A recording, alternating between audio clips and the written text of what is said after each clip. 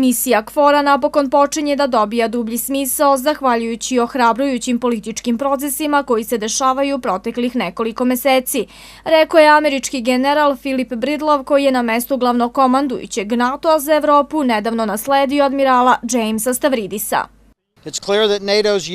Jasno je da su godine rada NATO-a na Kosovu omogućile nedavni napredak, pogotovo ako imamo u vidu da smo na početku misije imali 50.000 angažovanih vojnika.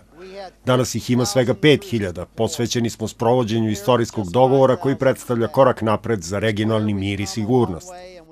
Govoreći o bezbednosnoj situaciji i eventualnom smanjenju broja vojnika na terenu, general Bridlov je naveo da će KFOR ostati posvećen svojoj misiji.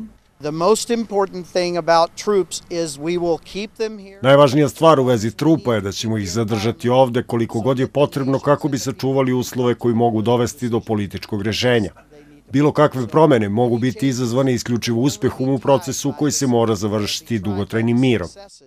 Glavnokomandujući KFOR-a, nemački general Volker Hallbauer, zahvalio se svom pretpostavljenom na poseti, posebno ističući njegovu želju da se na terenu, u direktnom kontaktu sa trupama, upozna sa izazovima i trenutnom situacijom. Južno od Ibra bezbednosna situacija je mirna i stabilna, na severu je takođe mirna, ali i krhka. Imajući u vidu nedavne političke događaje, zaista verujem da ćemo svi zajedno biti u prilici da još više doprinesemo sigurnom i stabilnom okruženju. Nema promene u mandatu KFOR-a, naša misija je ista kao pre.